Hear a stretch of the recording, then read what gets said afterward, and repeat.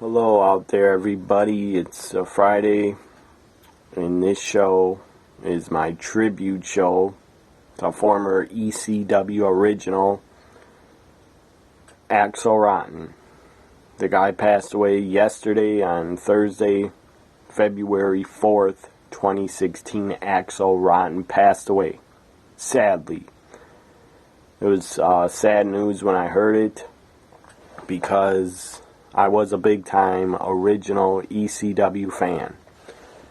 I mean, I was a super ECW fan. Big-time hardcore ECW fan.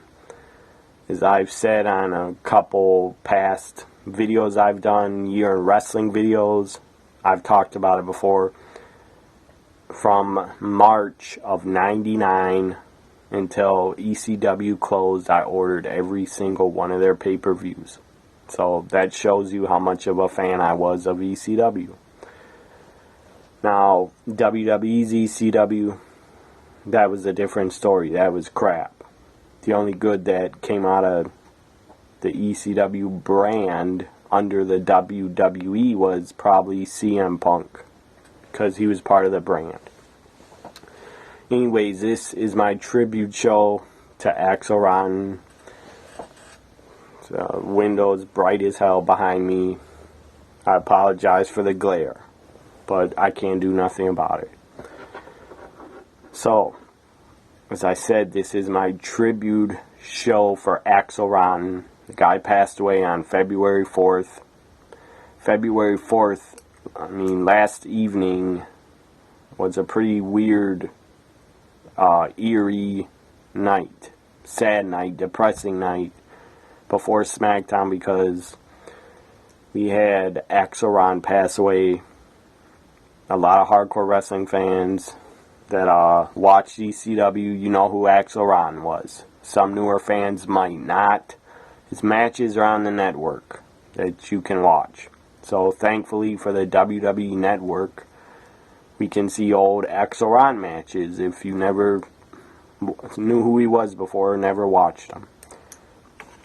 Most of his matches on the network are not technical wrestling classics. Most of them are pretty hardcore matches with a lot of blood and weapons involved, but whatever.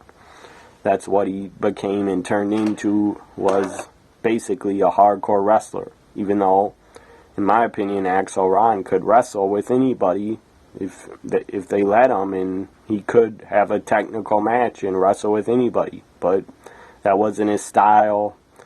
That wasn't what Axl turned into. He turned into basically a hardcore wrestler that bled a lot and was involved with matches with weapons and, very extreme, bloody, hardcore matches is what he's most well known for.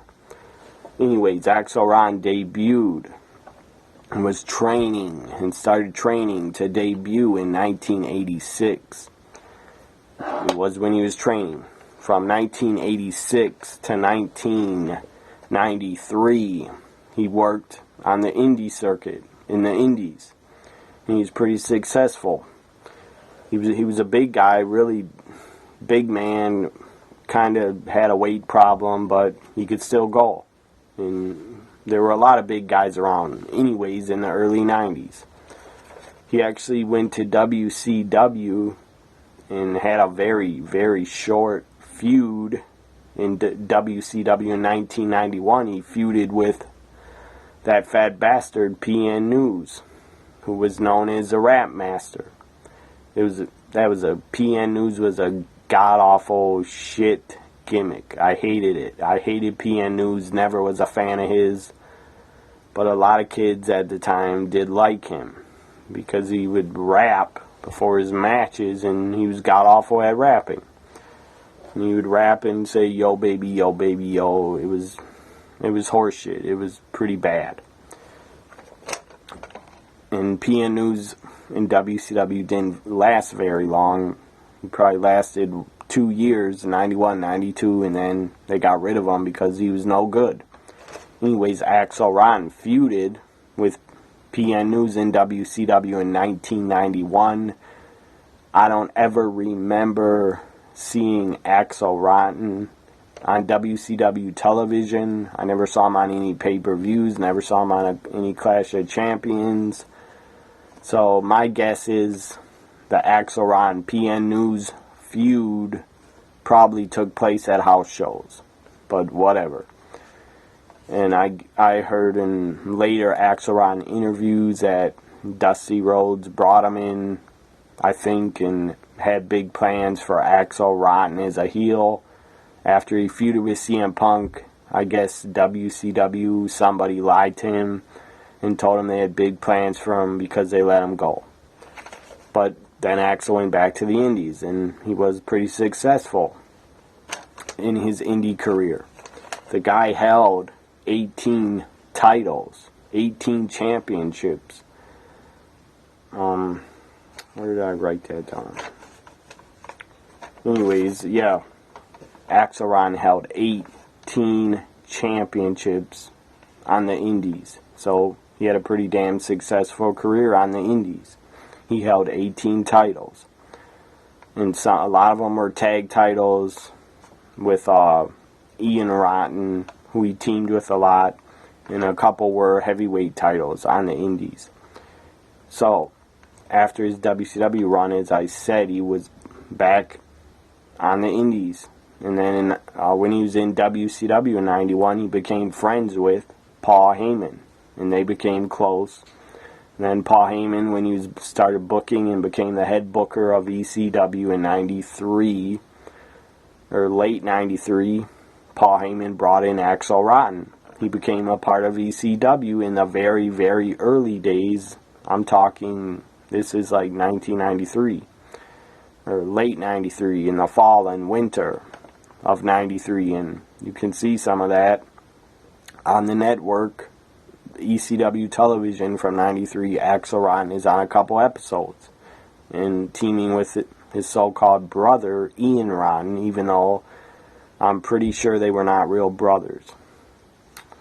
And Axel, in my opinion, Axel Rotten always had way more talent than Ian Rotten. Because in my opinion, Ian Rotten was a garbage wrestler. And he couldn't wrestle for shit. All Ian Rotten could do is bleed like a fat bastard. But in my opinion, Axel Rotten was better, and I liked him more than Ian when they were a team. So, where the hell? I thought I wrote down. Yeah, I was right about that. 18 titles Axel Rotten held on the Indies. So from 93 to 1999, he was part of ECW. I think his drug problems, because ECW backstage, they were famous for having a party atmosphere. So a lot of the boys in ECW, a lot of the roster was on drugs. That shouldn't be a shock to anybody to hear that, because it was ECW, and backstage things ran wild, and the boys did a lot of drugs. It was like a party atmosphere. ECW back in the day, backstage, it was drugs, rock and roll, partying, and drugs, and wrestling. That's what the boys are probably obsessed with. Wrestling, partying, and drugs. But there were a lot of drugs around. There has always been a lot of drugs around the wrestling business from the late 80s, when guys were abusing steroids and cocaine and speed and uppers and downers. From the early 90s, I don't think there was that much drug use in the WWF because in the early 90s, because they started drug testing a lot for steroids and other drugs. WCW, I don't think they drug tested much until probably 93 or 94 or 95. But many of their guys on their roster, I don't think, were big drug users anyways in the early 90s. Maybe some in WCW in the early 90s. A lot of them probably did marijuana, but who cares? That's not really a hard drug. Anyways, so as I said, ECW, it's famously known by most hardcore wrestling fans that backstage ECW was a party atmosphere. And there were a lot of drugs being used, I'm sure. Even though it was none of my business, and I didn't really care if the boys are on drugs, because whatever. But I did hear that backstage there were a lot of drugs going around in ECW. And even New Jack admitted that he was selling a lot of drugs to the boys. And he was getting them from the streets. Anyways, Axel lasted in ECW, as I said, from 93 to 99. And then Axel Rotten, I believe, I don't know if he got fired in late 99, but ECW let him go. Because maybe his drug problem probably got out of control. And they didn't want him anymore. And Paul Heyman in late 99 really had no use anymore for Axel Rotten. Especially if he had a big drug problem. And if he was a big pain to deal with. So, the last pay-per-view in ECW Axel Rotten competed on was November to Remember 99 in an 8-man tag. So Axel goes to XPW, a rip-off ECW indie promotion. In 1999 he was in XPW. They were based in California. As I said, in my opinion, I've seen a lot of their shows. XPW was a straight-up rip-off, cheap imitation of ECW. Took a lot of old ECW guys that were not in ECW anymore. Or a lot of old ECW guys that went there that Paul Heyman would not use anymore. Or Paul Heyman owed them too much money, so they left ECW and went to XPW. A lot of guys went there. Axel Rotten went there. John Cronus, Sabu, a lot of guys. Public Enemy, but not any big names, really. Not that many big names that left ECW to go to XPW really hurt ECW, because ECW still had Tommy Dreamer, Justin Credible, Sandman, Rob Van Dam, Jerry Lynn, Lance Storm. That's all they. Rhino, young guy. Rhino was new to the business. Raven returned in 99, so ECW had a pretty good roster of their original good talent that the fans cared about. Who else was there? A lot of great talents were there. The Dudleys were there in 99, most of 99. So after XPW, Axel Rotten worked for FMW, a hardcore promotion that was in Japan.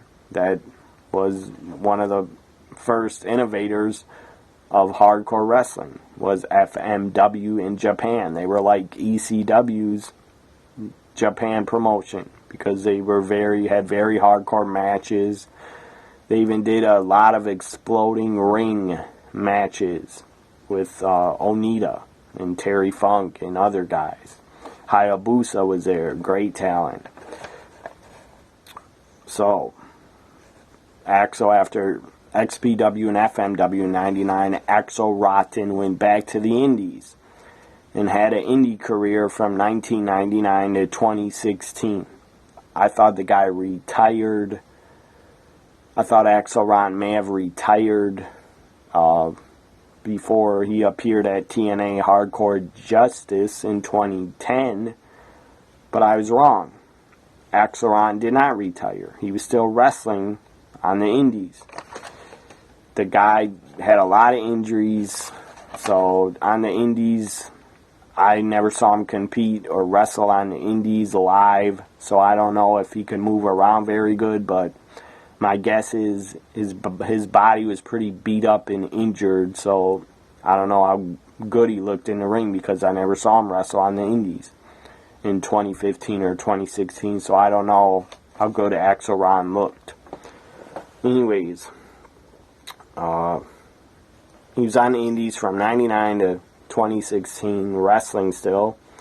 He appeared at WWE's One Night Stand in 2005, the ECW's One Night Stand. WWE brought him in for basically one show for a one-night stand. He also appeared on Raw with a lot of ECW guys to promote One Night Stand. He appeared on Raw and I believe on SmackDown before One Night Stand 2005. And he even appeared at TNA's 2010 Hardcore Justice pay-per-view that Tommy Dreamer put on in TNA. Axel Rotten appeared on there with his former partner, Balls Mahoney. They were together again at TNA Hardcore Justice 2010. My final thoughts on Axel Rotten is for his career. My final thoughts on his career and as a wrestler.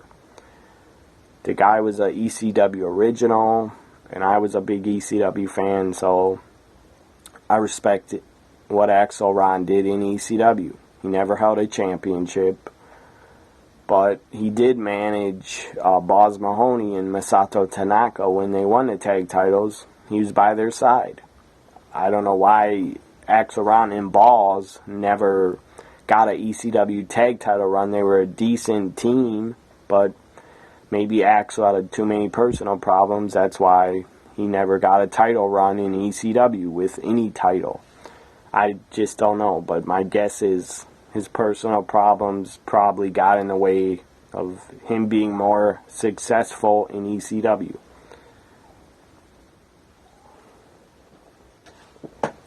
I just want to share a couple things I got of Axel Rotten to remember him by. This is a ECW Axel Rotten action figure. Here it is. So rest in peace, Axel. And here's a original ECW, the magazine, the first ever ECW.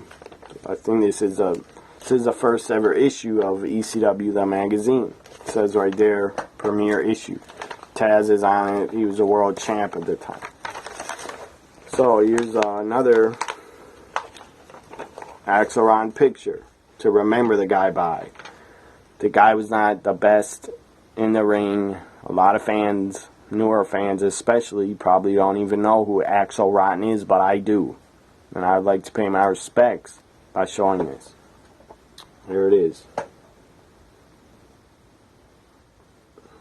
Axel Rotten picture, photo from the first ever ECW magazine.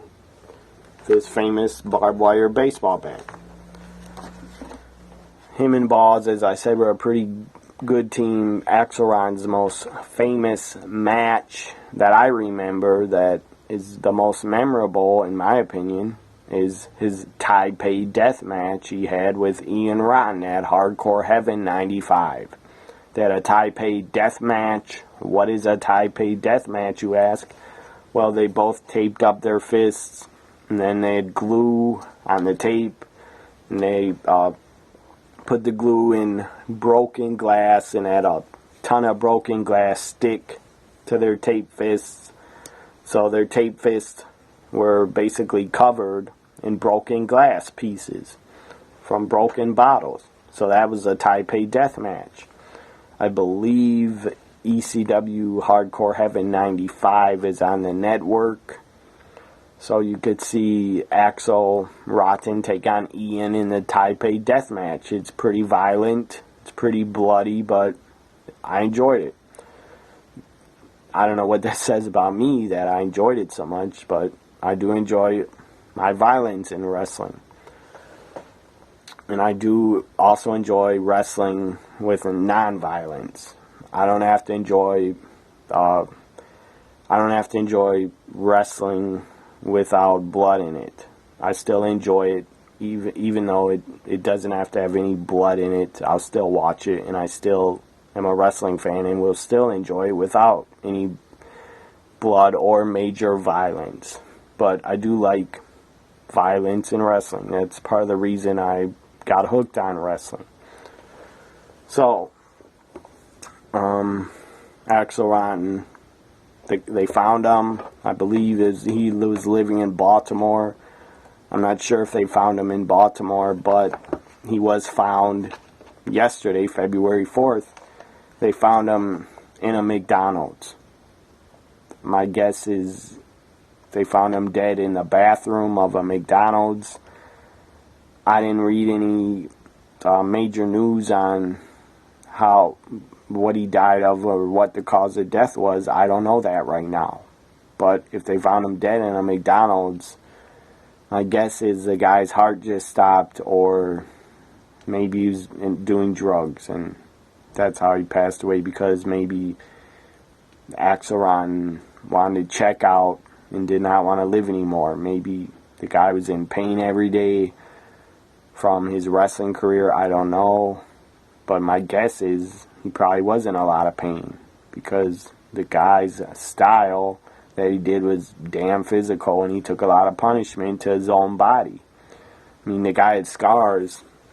This picture, you can see the guy has a ton of scars up and down his shoulder, but that was basically self-harm, or from wrestling in barbed wire matches and the violent style that he did, or maybe did himself and bladed to cut his own shoulder. I don't know, but maybe it was caused from wrestling in barbed wire matches also.